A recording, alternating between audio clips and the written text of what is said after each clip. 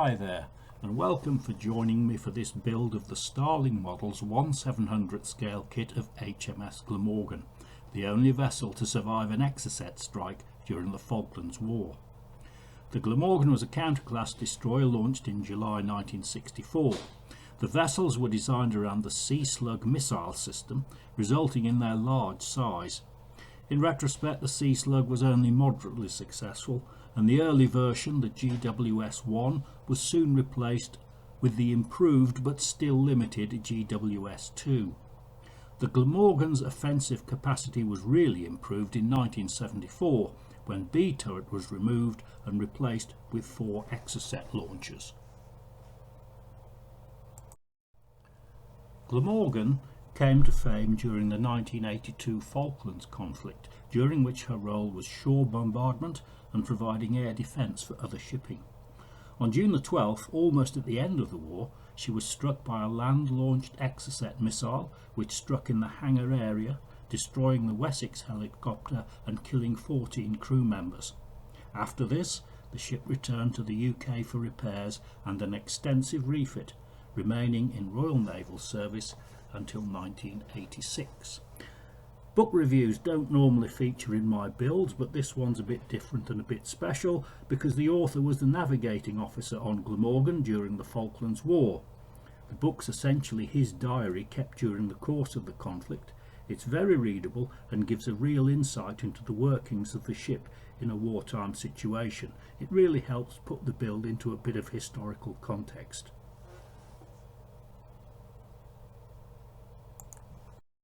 This Starling kit is at the cutting edge of modern technology really.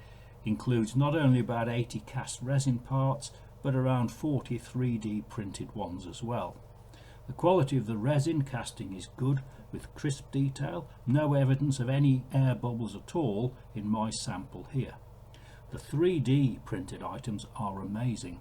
The detail on the Sea Cat missiles beggars belief, but many of these parts are very small indeed and are not easy to remove from their frame. Indeed, this kit proved quite a challenge, but it was another example of the results justifying the effort. As well as the resin parts, there are 2 etched brass sheets.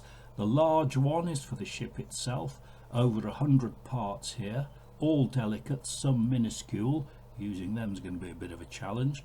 The small one, bits exclusively for the Wessex helicopter.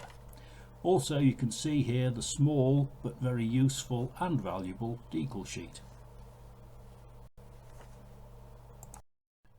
Construction began with the main hull, which required sanding smooth and flat at the base. This is not as simple as it first appeared, and it's essential that the sanding is even and level, otherwise the model can be ruined from the start. An absolutely flat, hard surface is required. I use a sheet of 10mm toughened glass. This glass was cut and dressed to order from a local glazier and has seen a lot of use, proving well worth the expense. The abrasive paper is best glued to the glass. Spray type adhesive is good for this, or it can be taped, but make sure the tape is water resistant, otherwise it'll come unstuck as water is applied to the abrasive paper.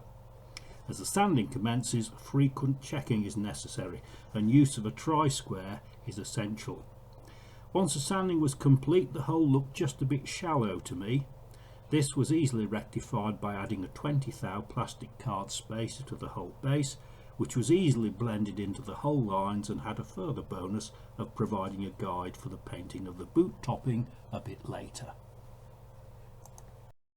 The 2 other substantial resin mouldings in the kit are the fore and aft superstructure units.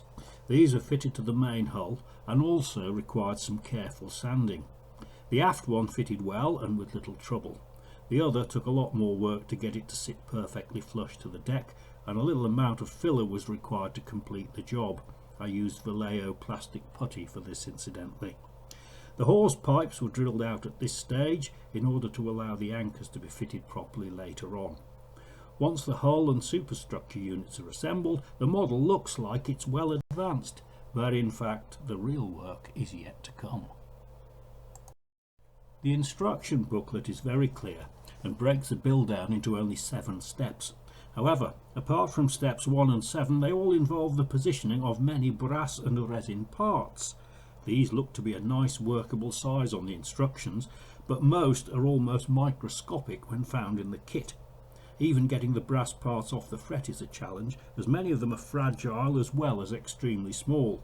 So the use of a magnifier is essential, as is a sharp scalpel, tweezers and various probes to help position the parts on the model. An important part to bear in mind is that a very good model can be built from this kit without using every single brass part on the fret. Some are so tiny that even the most experienced modeler would struggle to use them, and I think it's worth remembering that if a part is hardly visible on the fret, it'll be hardly visible on the model either, so don't be afraid to leave it off. Another guideline: work slowly, sometimes adding only 2 or 3 parts in a session, and consider the successful addition of each part as a minor triumph in itself. A decision needs to be made about the best time to paint the model. Resin ships are always a bit trickier to paint than injection moulded ones, because so much of the structure has been moulded as 1 or 2 main pieces. The builder doesn't have the option of painting decks and platforms individually as you go along, because they're already in place. Therefore, painting is usually best done sooner rather than later. This model was painted at the end of step 1 in the instructions, but after the addition of the mainmast. This complex little structure was going to be completed as a sub-assembly and added later, but the fit of the main part was not particularly good, so it was fitted early on, with the detailed parts being added afterwards.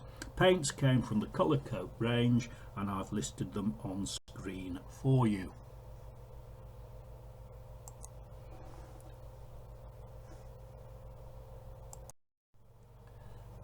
Painting the decks was quite hard work. They obviously have to be hand painted. Small brushes and a lot of patience are necessary.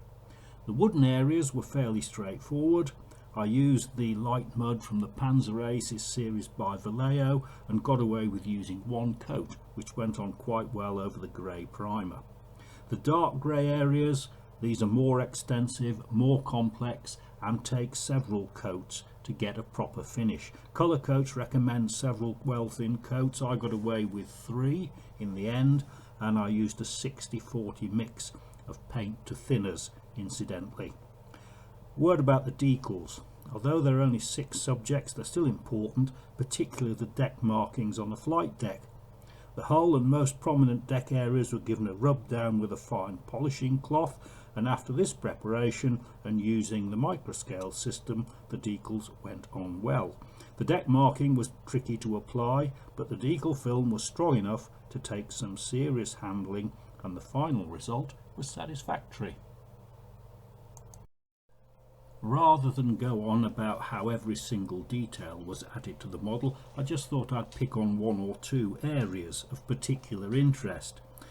Here you can see the Type 965P of radar bedstead under assembly. This fits on top of the mast, and it's a project in itself. 18 etched brass parts, a front and rear frame with 16 spacers placed between them. Each spacer needs accurate folding and placement on the front frame. When all were in place, the rear frame was added. Sounds straightforward, no problem, but it took a lot of care and patience to get it right. Another example of a job done in small stages rather than in one go.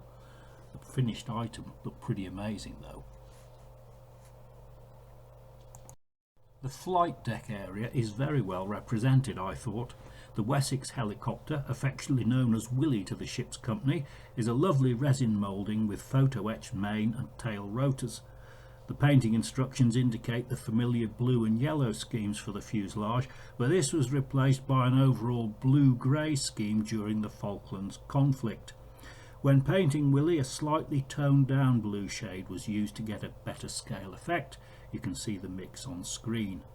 The brass main and tail rotors were not painted, but coloured with AK's brass photo-etch burnishing fluid, which gave a rather pleasing matte dark grey finish. Either side of the flight deck were nylon mesh nets, not standard deck rail. I thought the representation of this netting is very good and looked very convincing. To help locate it correctly, a thin strip of masking tape was cut and placed along the hull side level with where the bottom edge of the netting strips go. This helped not only with the positioning, but also protected the hull against any smears of superglue if the netting strip happened to slip off during its placement. In conclusion, there's no escaping the fact that this was quite a challenging, although not particularly lengthy, build. The point about not including every brass detail is important, I think. About 80% of the total number were used in this build, and I could have got away with using less, I think, and still had a good model at the end of it. The great plus point, though, is the final result, which in terms of fine detail is a class above virtually all of the injection moulded kits in this scale. With a bit of practice, working on the tiny parts got a little bit easier, and my confidence grew as the results became visible. The kit itself is well priced by resin standards and very complete. It can be strongly recommended for anyone with some experience who wants to push themselves. And remember the motto of HMS Glamorgan, translated from the Welsh, to aim high. This build hopefully shows that the results are worth it.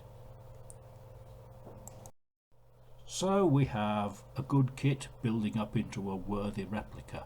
I believe the kit is still available from Starling Models, who also produce several other ships from the same class, so you've got a bit of a choice.